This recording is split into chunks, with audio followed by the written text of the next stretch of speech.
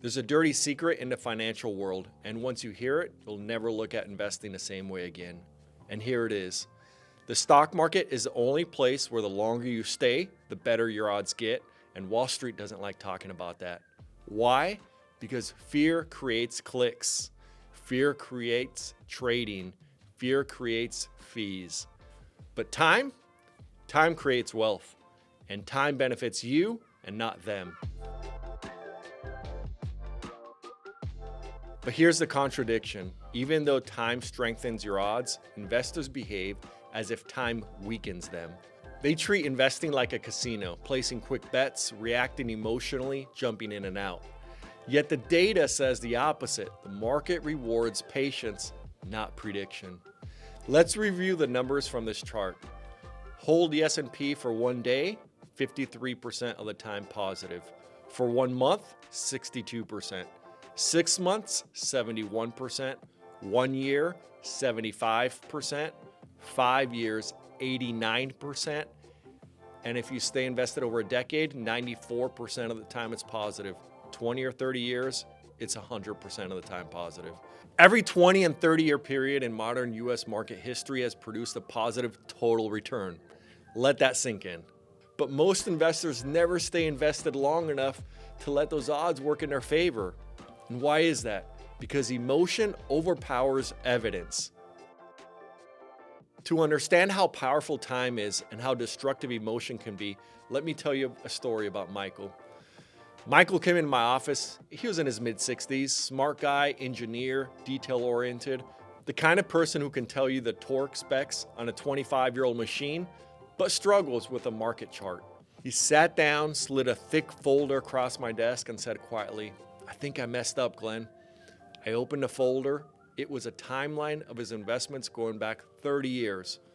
Michael started investing in the late 90s when the tech boom made everyone feel brilliant. He bought aggressively and he loved watching those green arrows climb. Then the dot-com crash hit, and Michael did what millions of investors did. He panicked. He sold everything, moved it all into money markets and bonds, and for a while, he felt safe and even smart. He told himself, "I avoided the carnage." But then 2009 happened, and then 2010. Then one of the longest bull markets in the U.S. history happened, and he sat on the sidelines through all of it. By the time he came to see me, Michael wasn't angry. He was grieving. He said if I had just done nothing, I'd be financially free right now. And we ran the numbers. If he had simply stayed invested in a diversified portfolio, no clever timing, no special strategies, just owning the market, he would have had nearly 4 times the wealth that he has today.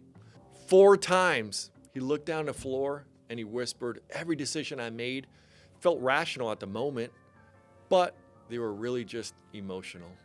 Then he asked the question I wish more investors would ask, which is, how do I stop reacting? And I told him something that shifted everything for him. You stop trying to beat the market and you start letting the market beat time for you. We rebuilt his entire plan around staying power, not guesswork, around ownership, not speculation, around patience, not panic. Michael still feels uneasy when the market dips. Everyone does, but he doesn't abandon his plan anymore. He finally understands that he wasn't losing to the market, he was losing to his own behavior. And that brings us to the real controversy of this episode. Most investors do not fail because the market fails. They fail because they don't stay long enough to let the market win for them. They're not losing from volatility, they're losing from interruption. They want long-term returns with short-term discipline. They want the power of compounding without the patience compounding requires. And they want to invest like an owner, but they behave like a gambler. This chart, 100% positive over 20 and 30 years, exposes the truth. You don't have a market problem, you have a holding period problem. Here's the gem Wall Street rarely highlights. You don't get rewarded for brilliance, you get rewarded for endurance. Time was what turns volatility into an opportunity. Time was what transforms downturns into entry points. Time is what turns patience into profit. The market has always favored the investor who can hold on, not the investor who can predict. In a world addicted to immediacy, patience has become a competitive advantage. So let's bring this home. The next time you hear someone say, investing is basically gambling, remember this. In a casino, the longer you play, the more you lose. In the market, the longer you hold, the more you win. The only similarity is that emotions run the table. But here's a life-changing distinction. In gambling, the house always wins. In investing, time is the house, and you get to be on its side. If you're gonna gamble, be the house. Pick the game where the odds tilt towards you the longer you stay in it. The game is the stock market, not the slot machine of short-term speculation. Build wealth by extending your holding period, not your anxiety period. Own great companies, ignore loud headlines.